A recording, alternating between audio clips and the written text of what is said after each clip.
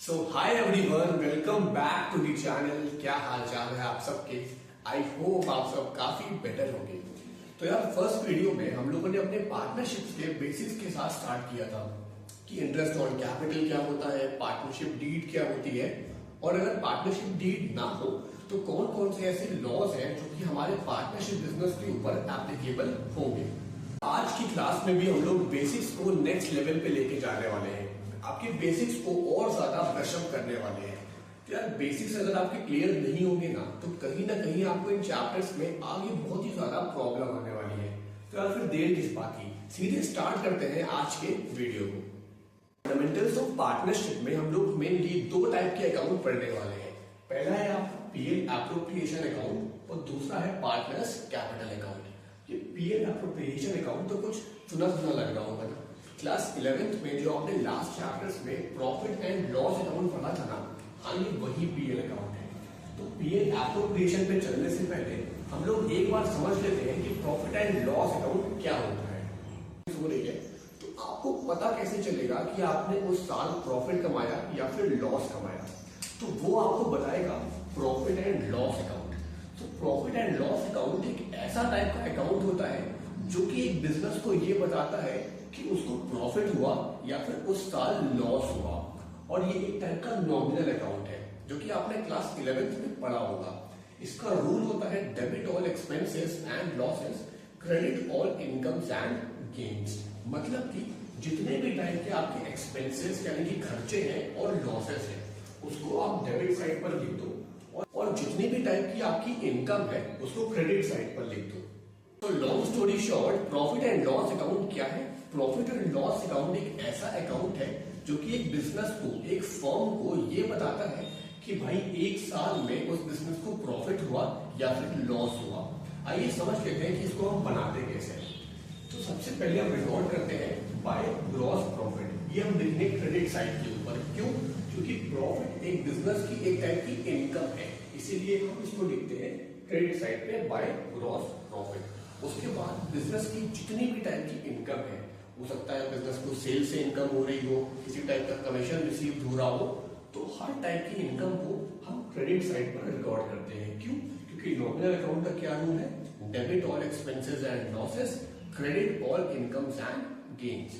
तो इनकम को रिकॉर्ड करने के बाद हमारे जितने भी टाइप के खर्चे हैं, चाहे हमने रेंट पे किया हो, चाहे हमने सैलरी पे की हो, उन सारे खर्चों को हम डेबिट साइड पर रिकॉर्ड कर लेते हैं। उसके बाद अकाउंट को बैलेंस करके जो भी हमारा नेट प्रॉफिट आता है उसको हम लिख लेते हैं।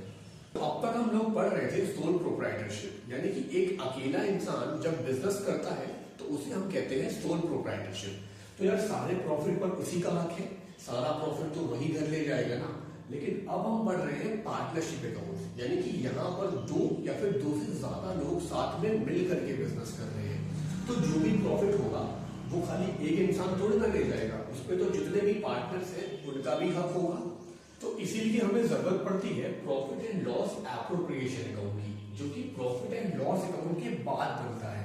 यानी कि ये पीएल अकाउंट का एक एक्सटेंशन है जो कि हम बनाते हैं पार्टनर्स में प्रॉफिट डिस्ट्रीब्यूट करने के लिए। तो आइए अब हम देख लेते हैं कि पार्टनरशिप फर्म कैसे अपने प्रॉफिट को डिस्ट्रीब्यूट करती है अपने पार्टनर्स में।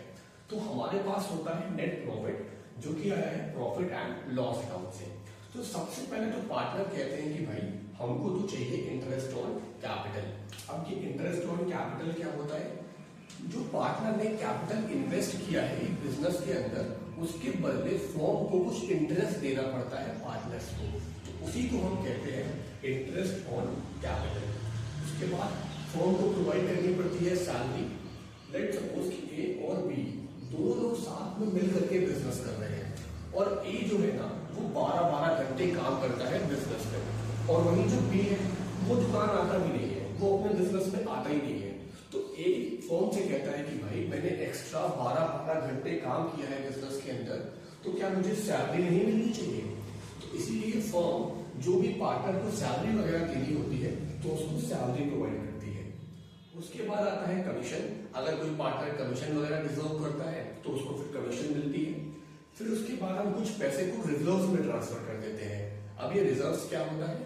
और रिजर्व्स को हम लोग समझ सकते हैं आपके बचपन में जाके।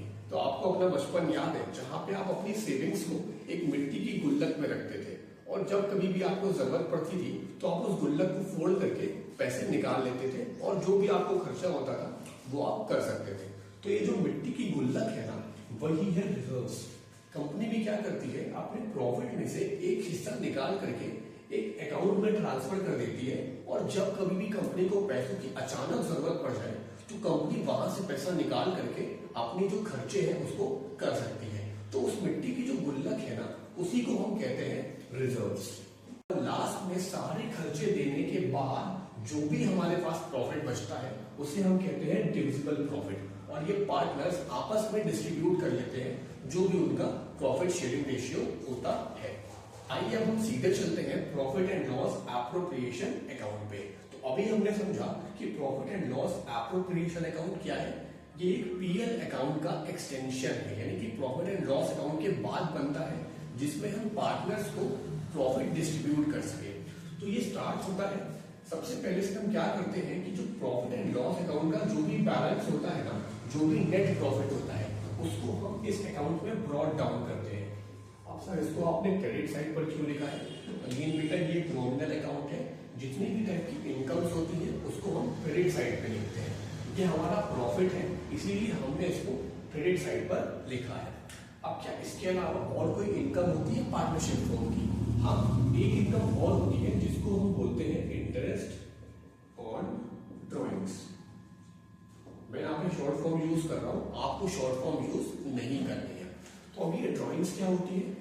जब भी पार्टनर को पैसे की जरूरत पड़ती है और पार्टनर फॉर्म से पैसा विड्रॉ करता है पर्सनल यूज के लिए, तो फॉर्म उसको कुछ इंटरेस्ट चार्ज करती है उसकी ड्रॉइंग्स के अगेंस्ट। तो भाई फॉर्म को जो इंटरेस्ट मिल रहा है, फॉर्म इंटरेस्ट को रिसीव कर रही है, तो फॉर्म के लिए क्या है? फॉर्म के लिए ये एक टाइप की इनकम है, और इनकम को अगेन हम किस साइड पे लिखते हैं? क्रेडिट साइड पर। तो हमारी दो चीजें आती है क्रेडिट साइड में। पहला है by profit and loss account, ये क्या है? नेट प्रॉफिट जो कि हमने ब्रॉट डाउन किया है प्रॉफिट एंड लॉस अकाउंट से। फिर है इंटरेस्ट ऑन ड्रॉइंग्स। आइए तो अब हम बात करते हैं अपनी डेबिट साइड की, कि यहाँ पर हम कौन कौन से आइटम को रिकॉर्ड करते हैं। तो यहाँ पे सबसे पहला इसको रिकॉर्ड करते हैं वो है इंटरेस्ट ऑन कैपिटल। अब ये इंटरेस्ट ऑन कैपिटल फर्म के लिए एक टाइप का खर्चा होता है। क्यों? क्योंकि फर्म को ओनर को इंटरेस्ट देना है, तो ये फर्म के लिए क्या है? एक टाइप का एक्सपेंस है, इसीलिए हमने इसको डेबिट साइड पर लिखा है। तो to interest on capital account. उसके बाद भाई पार्टनर्स को कोई सैलरी वगैरह देनी है तो वो सैलरी वगैरह दे दो, तो उसको हम लिखते हैं टू सैलरी और कमीशन अकाउंट। तो सैलरी भी बिजनेस के लिए क्या है? ये एक टाइप का एक्सपेंस है, ये एक टाइप का खर्चा है, और सेम वही कमीशन भी एक टाइप का एक्सपेंस है, एक टाइप का खर्चा है। उसके बाद अगर कोई भी प्रॉफिट वगैरह ट्रांसफर करना हो आपको, तो वो आप ट्रांसफर करते हो रिजर्व अकाउंट में। और रिजर्व को हमने क्यों लिखा है डेबिट साइड पे? क्योंकि ये भी तो एक तरीके से जो एक्सपेंस करता है वही काम कर रहा है ना, कंपनी का जो प्रॉफिट है उसको कम कर रहा है, इसीलिए इसको भी हम लिखते हैं डेबिट साइड के ऊपर। जो भी हमारे पास एंड में प्रॉफिट बन जाता है वो सारा प्रॉफिट डिस्ट्रीब्यूट कर देते हैं पार्टनर्स को। तो इस अकाउंट को बैलेंस करते हैं हम लोग, फिर जो भी हमारा बैलेंस बचता है उसको हम कहते हैं टू डिविजिबल प्रॉफिट, और ये सारा प्रॉफिट डिस्ट्रीब्यूट हो जाता है पार्टनर्स में। तो आज की इस वीडियो में बस इतना ही। कल के वीडियो में हम लोग देखेंगे कि किस तरीके से हम लोग इंटरेस्ट ऑन कैपिटल और सैलरी को कैलकुलेट करते हैं। So thank you so much and have a nice day.